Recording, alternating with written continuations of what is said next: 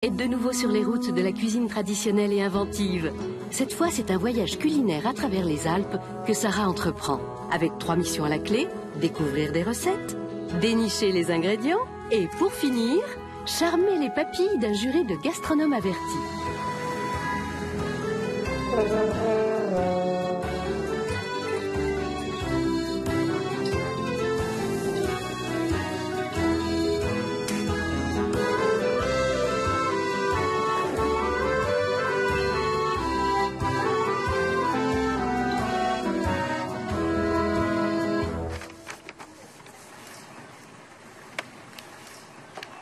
Bad Aussee, dans le massif du Tottesgebirge. Que c'est beau! Une maison au bord d'un lac et un chef bien sérieux. Chère Sarah, les Alpes sont réputées pour la beauté de leurs lacs et l'un des plus beaux se trouve dans le Salzkammergut.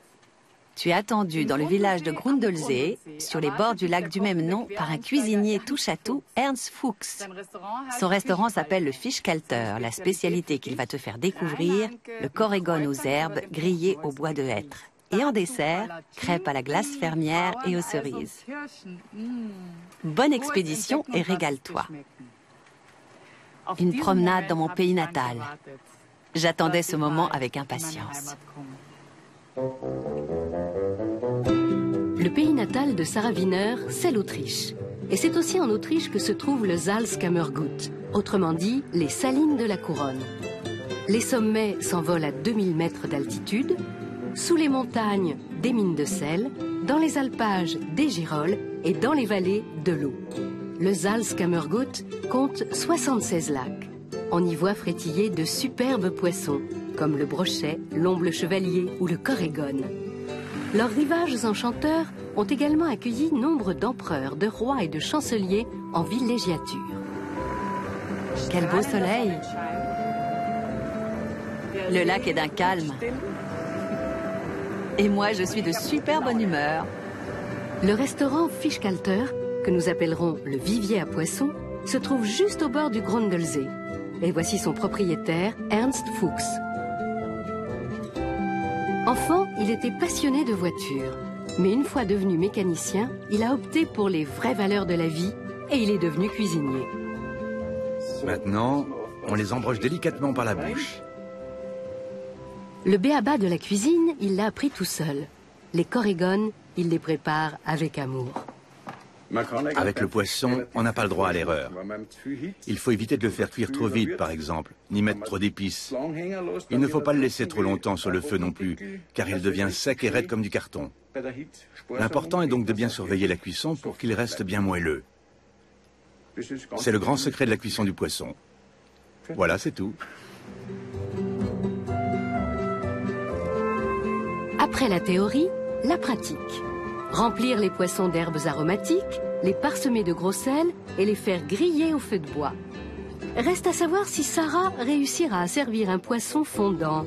Sinon, ce sera un carton rouge. Le Fischkalter, famille Fuchs. Super. Le restaurant a une longue histoire. Il a reçu à sa table des têtes couronnées comme l'archiduc Jean-Baptiste d'Autriche, frère de l'empereur François II, qui fit scandale en se mariant avec la ravissante fille du maître de poste local. Mais c'était il y a 150 ans. Bonjour, Sarah. Bonjour. Vous êtes Ernst Fuchs? Lui-même, bienvenue. Sarah Wiener. On se tutoie, ce sera plus simple. Oui, avec plaisir. Ce sont les fameux Korregon? Oui, tout à fait.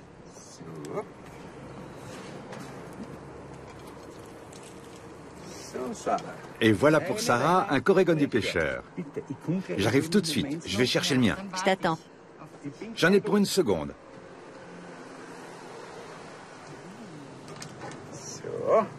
Et voilà. Bon appétit. Il y a du gros sel, je vois. Oui. Et aussi différents ingrédients qu'on n'utilise pas forcément avec du poisson, comme du cumin, du paprika, de la coriandre. Et du beurre aussi? Oui. De l'ail? Exact, oui. Mais juste un peu pour ne pas masquer le goût du poisson. C'est un poisson à chair ferme et maigre, et avec cette petite touche de beurre et les épices, c'est un vrai délice. La noix de beurre est indispensable, sinon c'est trop sec. Félicitations Ernst, c'était délicieux. Merci beaucoup. Et maintenant, je vais te préparer un bon petit dessert. Pour le dessert, Ernst Fuchs a préparé une surprise locale, des crêpes à l'autrichienne.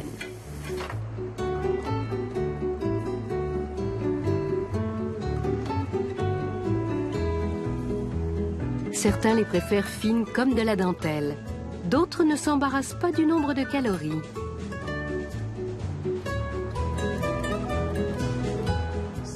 Et voilà pour Sarah. Crêpes glacées aux fruits rouges. Les crêpes sont toujours aussi épaisses ici? Ben oui. C'est la tradition? Je les fais toujours comme ça parce que j'aime les desserts consistants.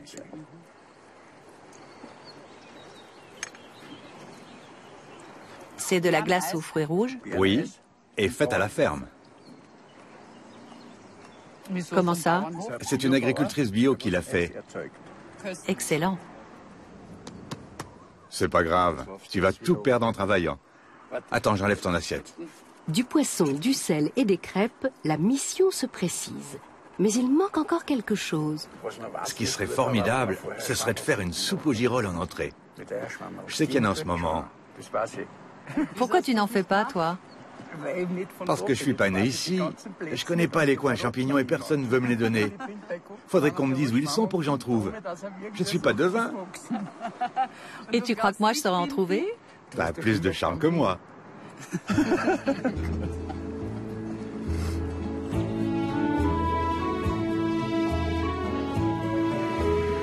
Sarah ne manque certes pas de charme, mais pour que les gens du cru partagent le secret des girolles, il faut d'abord gagner leur cœur. Alors, au charbon, car Sarah se rend dans une mine. Le gros sel pour les Corégones se trouve encore au creux de la montagne. Au Moyen-Âge, le sel était surnommé l'or blanc. Aujourd'hui encore, on l'extrait de la montagne. Sarah a rendez-vous avec Detlef Baer. Bonjour. Bonjour. Bonne chance à toi, comme on dit ici. Et on répond la même chose? Oui. Bonne chance à toi? Oui, c'est ce que disent les mineurs pour se dire bonjour et se souhaiter bonne chance. D'accord. Alors c'est toi le roi du gros sel? Oui, on peut dire ça comme ça. Et je vais avoir l'honneur d'aller dans la mine avec toi? Oui, mais avant d'y aller, vaut mieux que tu changes de tenue, parce que tes vêtements risquent d'en prendre un coup. Suis-moi. Il fait tellement chaud aujourd'hui. Oui, mais dans la mine, il fait plus frais. Allez, viens.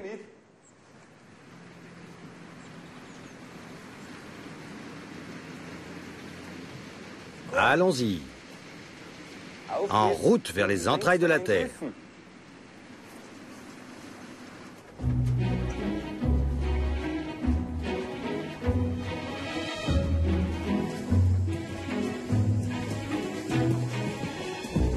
Les montagnes du Salzkammergut sont truffées de galeries.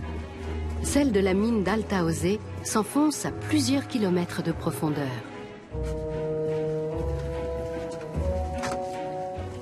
Voilà, c'est à partir d'ici qu'on commence à trouver du sel. La couche rouge, c'est le sel, et la noire, c'est la roche, c'est ça? Oui, presque. Là-dedans, il y a du sel et là, non. C'est de la glaise, tout simplement. Alors vous n'extrayez que du sel rouge? Non, ça dépend. Tu veux dire qu'il y a d'autres sortes de roches? Exactement. Ça peut changer d'un mètre sur l'autre. Allez, on continue? Oui, il y a plein de choses à voir ici. Il y a 3000 ans, les Celtes exploitaient déjà la montagne pour récolter du sel. Ils ont creusé des kilomètres de galeries avec des pioches rudimentaires. Pour avancer d'1 mètre, il leur fallait des années de travail. C'est génial. Oui, il y a des endroits assez impressionnants. Attention, c'est plein de trous et de bosses. Mais à la longue, on s'y habitue. Hop là. La mine est plutôt un travail d'homme, c'est comme ça. Je vais te montrer comment on fait. On prend la pioche et on l'enfonce dans la roche. de toutes ses forces. Et ce qui tombe, c'est du sel? Oui, mais c'est à toi de piocher ton sel. T'as compris comment on fait? Oui. Alors à toi de jouer. Tu peux me prendre en photo, s'il te plaît? Oui, bien sûr. Tu regardes ici et tu appuies là. D'accord. Attention. Allez, je te regarde. Oui, c'est pas mal. Un peu plus haut. Continue. Oui. Pas mal.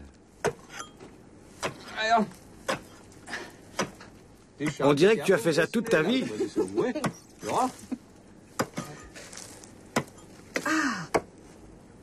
Oui, super. Parfait. Ça suffit, non? Oui, c'est très bien. Qu'est-ce que tu en dis? C'est pas mal du tout pour une première fois. Seulement? C'est un véritable exploit, même pour un expert. Oui, parfait. Ce qui est noir, il faut l'enlever? Non, ce n'est pas la peine. C'est pas toxique, ce sont des minéraux, c'est ça? Oui, exactement. J'ai plein de sel dans la bouche avec tout ce qui est tombé. Oui, c'est normal. Mais le temps qu'on sorte de la mine, ce ne sera plus qu'un souvenir de ton expérience du travail de mineur. Dehors, il fait maintenant presque aussi sombre que dans la mine. Pour demain, la météo annonce encore quelques belles heures de soleil avant l'arrivée du vent et de la pluie.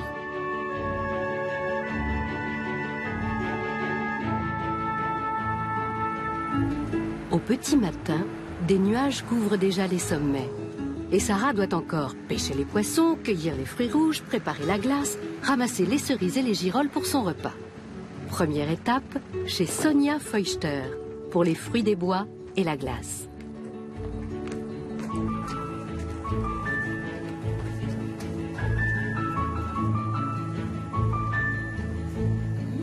Bonjour. Bonjour, Bienvenue. Sarah Wiener. Oh, enchantée. Sonia Feuchter, enchantée. On m'a dit que vous faites la meilleure glace de la région. Et qu'en plus, elle est bio. Oui, et si on dit que c'est la meilleure, j'en suis ravie. Vous voulez goûter? Avec plaisir. Je vais prendre une boule au yaourt, une à la cannelle et une à la citrouille. Le yaourt est fait maison et la cannelle provient aussi de l'agriculture biologique. Et une boule de citrouille, voilà.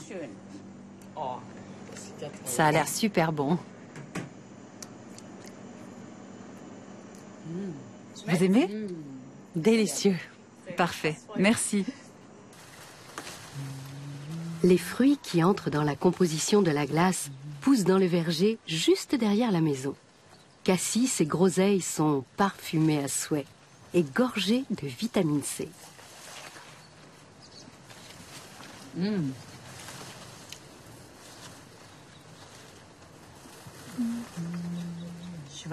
Beaucoup de gens boudent les cassis. Mais presque tout le monde aime les groseilles. Moi y compris.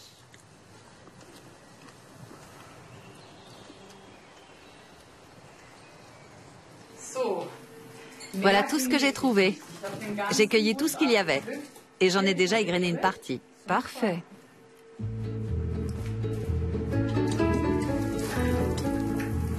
Pour le sorbet, il faut 3 kg de fruits. Les arroser du jus de 2 à 3 citrons pour conserver la belle couleur des fruits.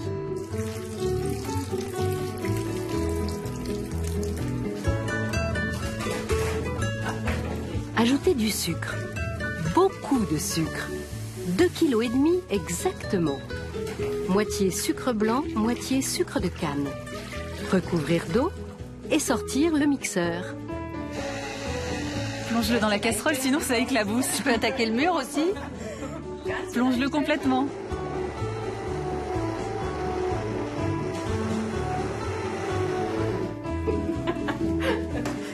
C'est bon? Groseille et cassis et un léger goût acidulé de jus de citron. Formidable. La grande fierté de Sonia, sa turbine à glace. On verse la purée de fruits sucrés dans la cuve et on appuie sur le bouton. J'ai hâte de voir le résultat.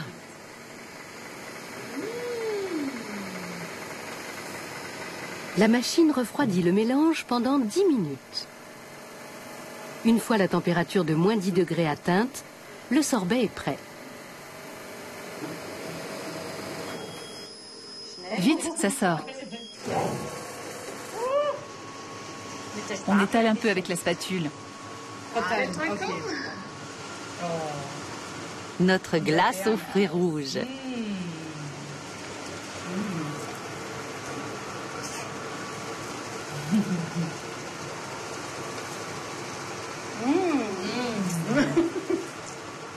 Tu l'as bien réussi.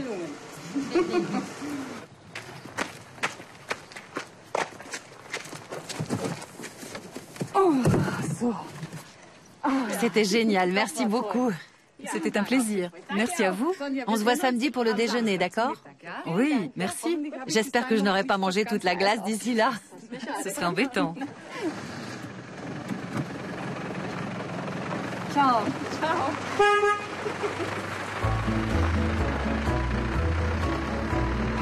Plus la journée avance, plus le ciel se couvre. Est-il encore temps pour la cueillette des cerises? La glace, elle, ne peut pas attendre dans la voiture. Heureusement, Ernst Fuchs a toute la place qu'il faut. Salut Ernst. Salut Sarah. Tout s'est bien passé? Oui, très bien. Bonjour. Comment vas-tu? Bien. Et toi? À merveille. Regarde, je suis allée à la mine de sel et j'ai récolté ça moi-même avec ma pioche. Super. Et j'ai fait aussi une partie du dessert. Devine ce que c'est? Fruits rouges. Je vais chercher une cuillère. Oui. T'en as pris qu'une seule? Une pour toi Ah, j'ai eu peur. et une pour moi.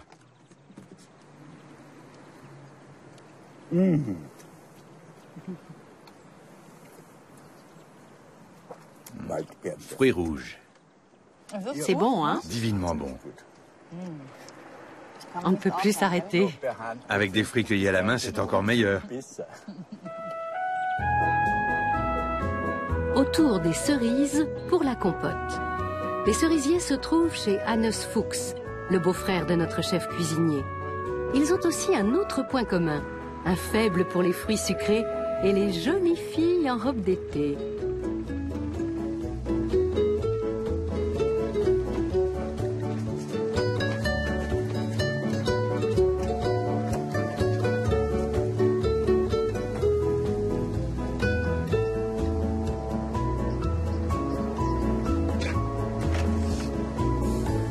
Bonjour, Bonjour, je suis Sarah Wiener.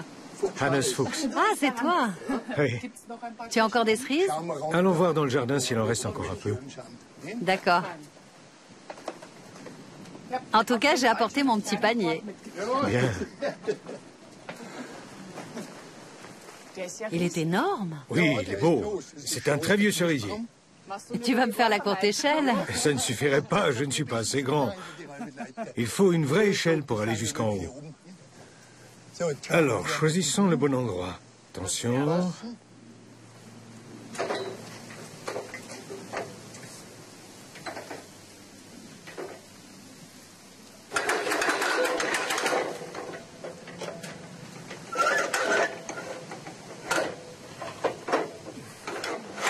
Tu vas pas me faire monter à 30 mètres de haut avec cette tempête?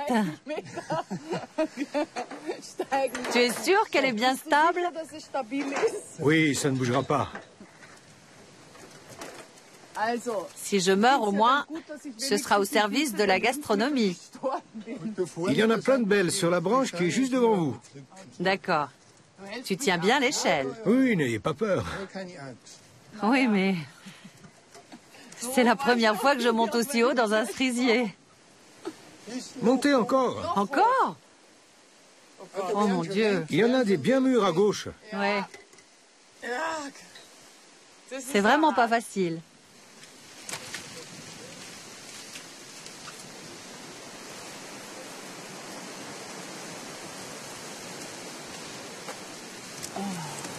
Qu'est-ce qu'elles sont belles.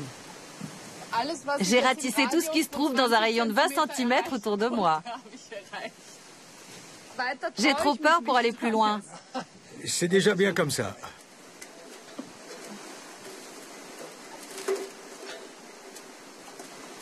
C'était un peu haut pour moi. La récolte est maigre, mais de haute qualité. Et la météo avait vu juste.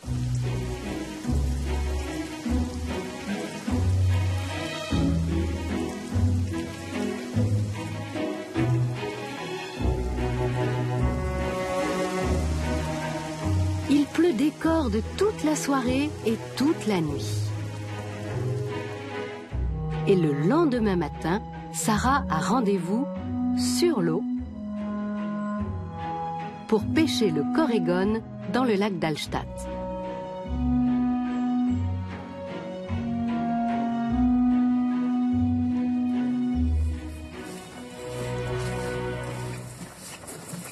Bonjour.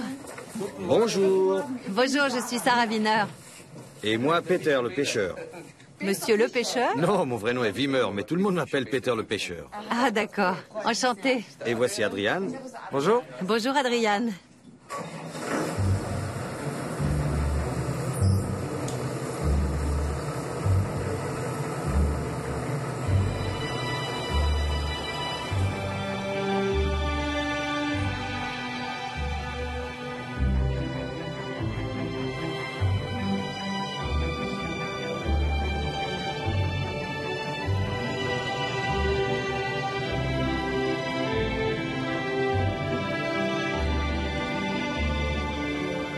Le corégon lavaret, de son nom latin Coregonus lavaretus, est un poisson de la famille des salmonidés, comme les truites. Il vit dans les lacs alpins à plus de 50 mètres de profondeur et se pêche au filet.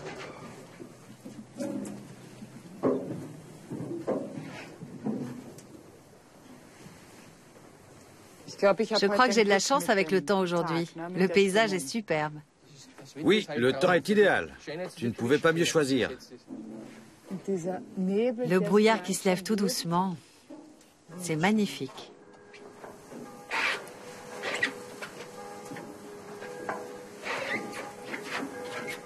En voilà un. Retire le vide du filet. Oui. Le premier. C'est un poisson qui a à peu près 3 ans. À quoi tu vois qu'il a 3 ans? C'est l'habitude. Ça se voit à la taille? Oui, c'est un adulte.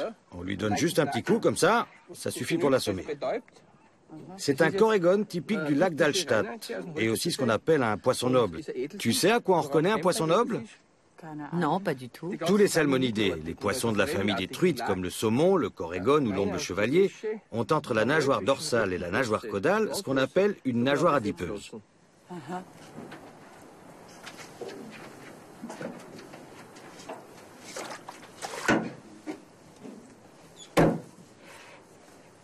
C'est vraiment un beau poisson. Oui, et question qualité, où est-ce qu'on peut encore trouver du poisson sauvage comme ça aujourd'hui? Où? Le corégon est une espèce menacée qui a même déjà disparu dans de nombreuses parties du Salzkammergut. C'est un poisson qui a besoin de lacs profonds et d'une eau limpide. Ah, j'en ai un autre. Non, 2.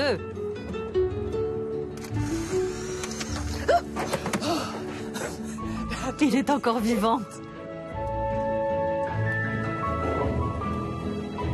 Dans cette région d'Autriche, la pêche au corégon est autorisée uniquement entre juin et août, la période où ils sont les plus gros. Le reste de l'année, ils sont protégés.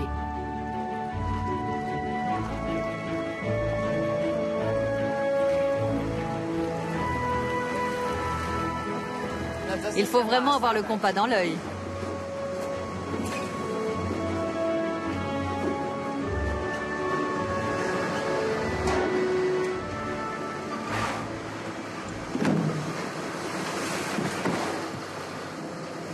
Ça te dirait de venir manger au Fischkalter samedi midi pour goûter à tes Coregon?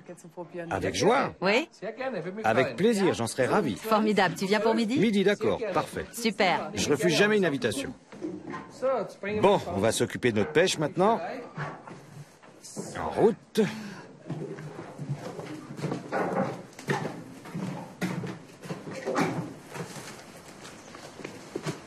Avant que les poissons finissent en beauté dans les assiettes du festin de samedi, il faut d'abord les préparer et les vider, une opération qui demande beaucoup de doigté. Alors, comme les corégones ont de grosses écailles, il faut commencer par les écailler.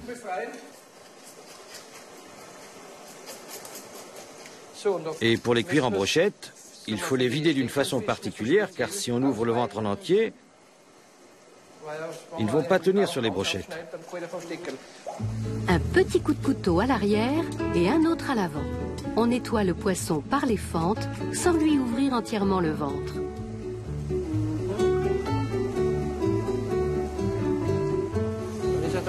Voilà, ils sont prêts à être cuisinés ou à être mis en vente.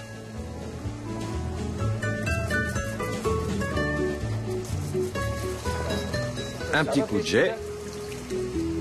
Tous les viscères sont jetés, en dehors du foie, qui est considéré comme un mets de choix par les gourmets.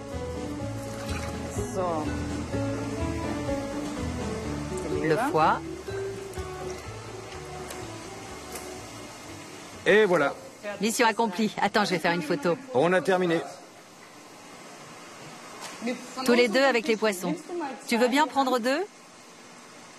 Et te rapprocher, sinon tu ne seras pas sur la photo. Super. À samedi. Oui, à samedi. Salut les poissons et le lac pour moi. Je n'y manquerai pas.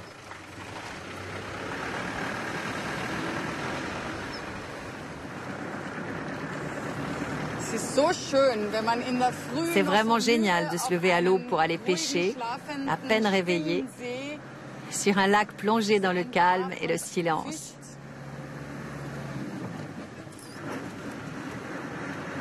Avec toutes ces montagnes autour et presque personne. Un véritable rêve. Pluie et soleil. Voilà les deux conditions idéales réunies pour la pousse des girolles. Seulement, il manque encore à Sarah un élément essentiel, leur localisation.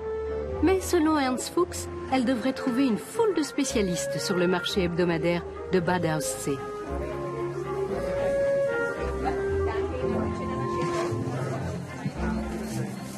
Je cherche quelqu'un qui sait où trouver des girolles et qui voudrait bien m'emmener avec lui. Tout le monde garde ses coins. Vous ne les montrez à personne? Dire où on trouve des girolles, c'est comme prêter sa femme à quelqu'un.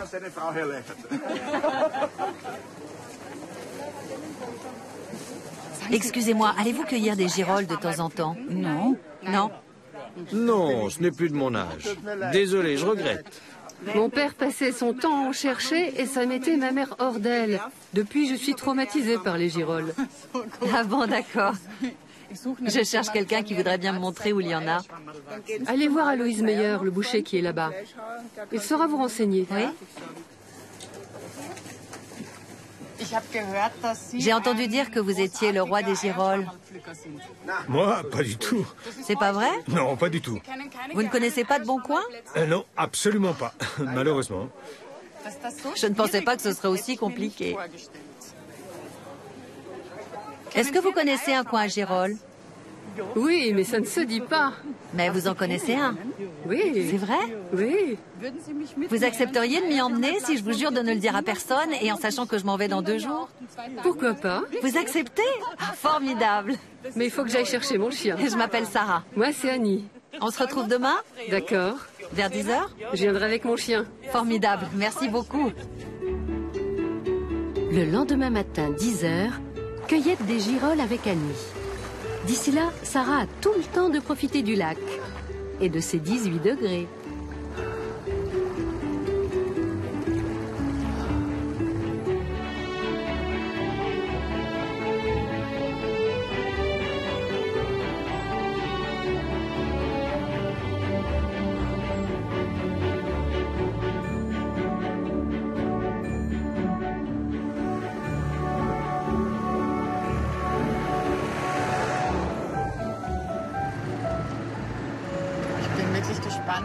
J'ai hâte de voir si Annie et moi allons trouver la moindre girole.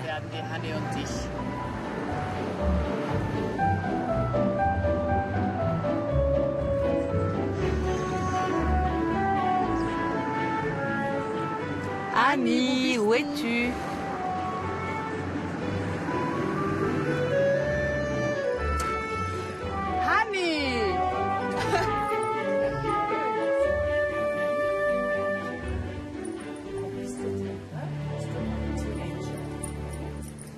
On fait monter le chien à l'arrière, ça va aller?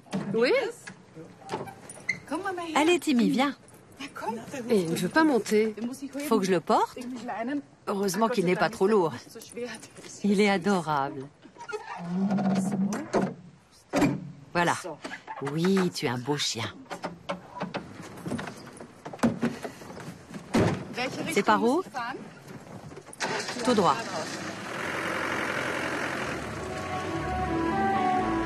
Pour trouver les girolles d'Annie, il faut aller tout droit. Et encore tout droit.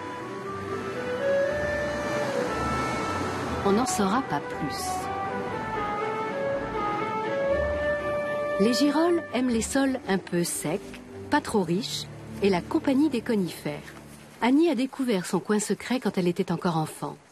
La promenade est une bonne occasion pour sortir Timmy, mais aussi de porter le célèbre dirndl autrichien.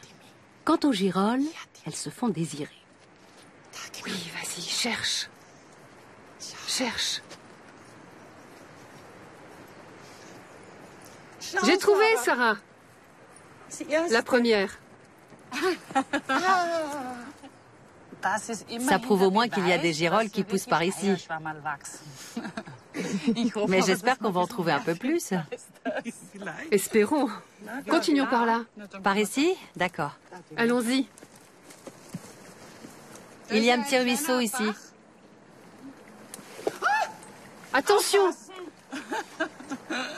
Je n'aurais pas mis mes bottes pour rien. Oh là là. Mieux vaut que je reste avec toi. Viens, Timmy.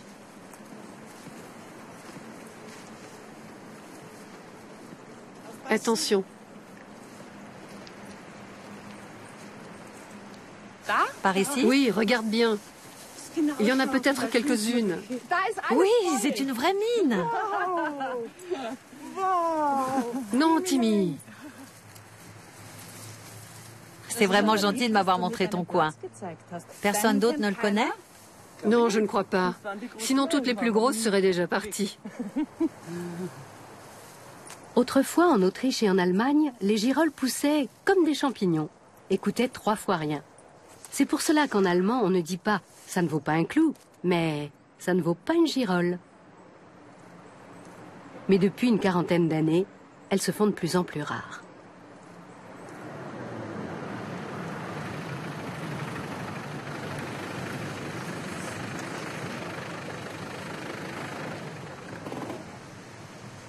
Je fais une dernière photo de famille. Oui. Avec les champignons, Timmy et toi.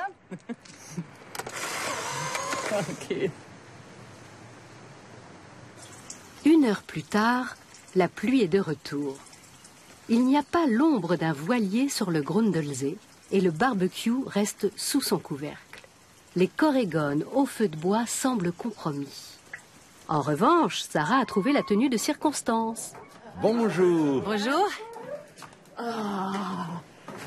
Quel temps de chien. Comment tu me trouves? Super chic. Et deuxième surprise. Je te demanderai pas où tu les as trouvés. De toute façon, je ne peux rien dire. Maintenant, je suis dans le secret des dieux. Et quoi d'autre? Et bien sûr, Tu les as pêchés toi-même? parfaitement pêchés, vidés, lavés et écaillés par mes soins. Ils sont super. Tout frais pêché dans le lac d'Allstatt. Splendide. Ils sont beaux, hein? Mais j'ai un petit problème. Lequel? Ah, on avait prévu de les faire cuire au barbecue. Le bon Dieu a malheureusement décidé qu'on les ferait au four. Au four? Ce sera tout aussi bon. Je vais te montrer. Ce sera exactement pareil. Les ingrédients: des corégones ou autres cousins des truites, des herbes aromatiques, du beurre, Sans oublier le gros sel, tout droit venu de la mine, ou du marais salant.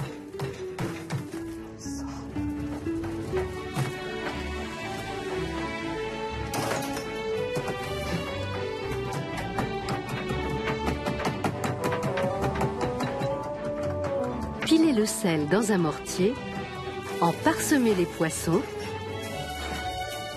et glissez une noix de beurre dans le ventre des corégones pour leur donner du fondant. Prendre un assortiment d'herbes et en farcir l'intérieur des poissons.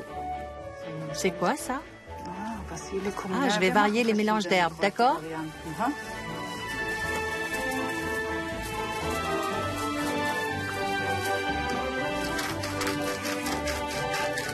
Poivrez et, si besoin est, salez encore un peu. Ah, ce sel, quelle merveille! Ça ira bien comme ça.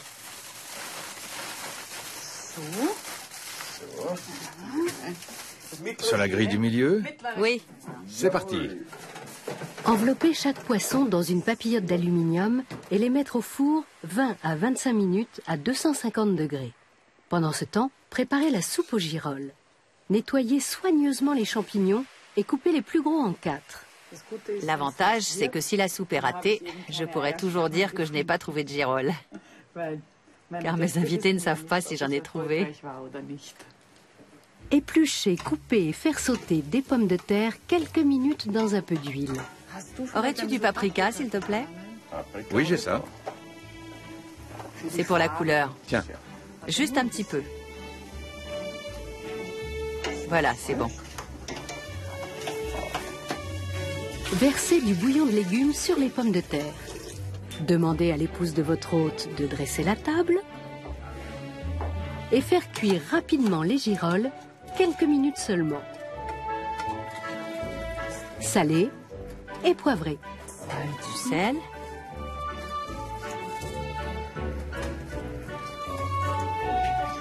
Sonia a laissé sa turbine à glace à la maison et amené son mari. Bonjour. Bonjour.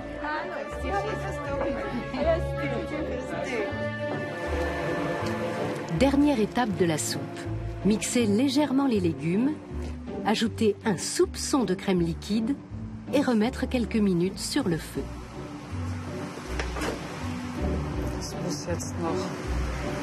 Je vais laisser un peu mijoter.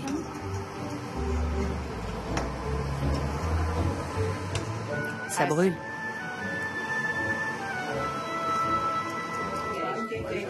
Les autres invités sont arrivés.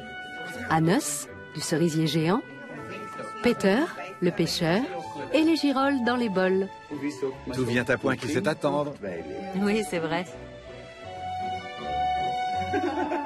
Au dernier moment, arroser d'un filet d'huile de pépins de courge et servir aussitôt.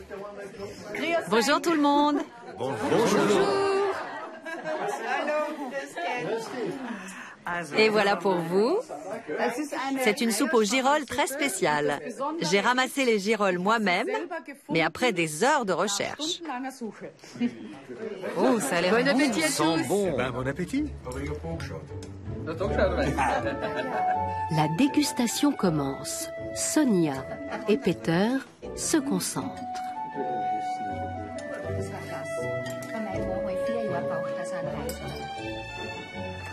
C'est parfait. Excellent. Il n'y a rien à dire. C'est bon, tout simplement.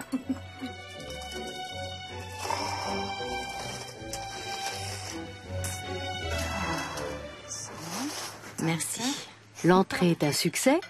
Le plat de résistance sera-t-il à la hauteur?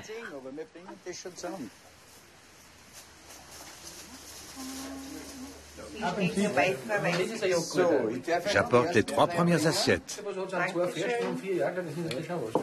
Et voilà. Merci. Ça a l'air bon.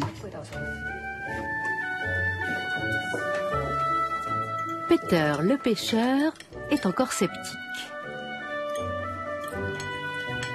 Ernst Fuchs attend pour se prononcer.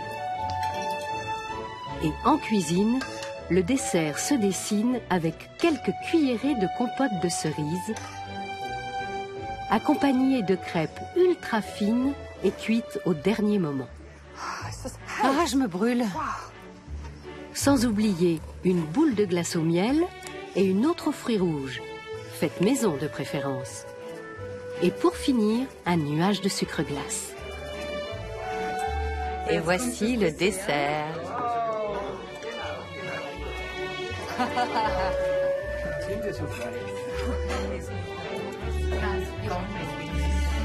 Hannes Fuchs goûte ses cerises,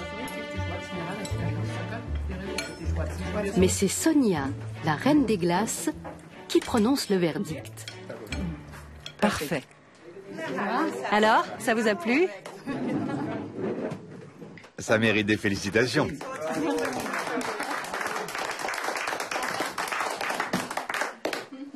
Vous avez trouvé ça bon? C'était très bon. Excellent, vraiment. Le poisson est bien meilleur en papillote. Il garde tout son jus. Oui. C'était parfait. Merci. Et maintenant, je voudrais faire une photo de vous tous. Je propose qu'on s'installe tous dans l'angle. On va voir ce que ça donne, d'accord? Oui, serrez-vous bien. Je vais m'asseoir sur tes genoux. Je peux? Oui, bien sûr. La position est confortable? Super.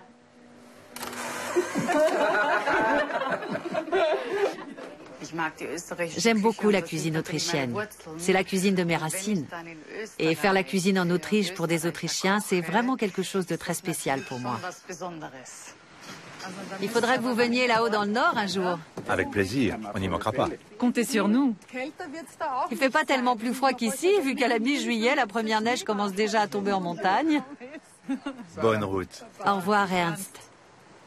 Mon adorable cuisinier. C'est le moment que j'aime le moins. Les adieux. Mais j'espère qu'on va se revoir. Ici ou là-haut dans le nord. Oui, ou là-haut, à Berlin. Mais je rêve déjà de revenir ici. Au revoir, Sarah.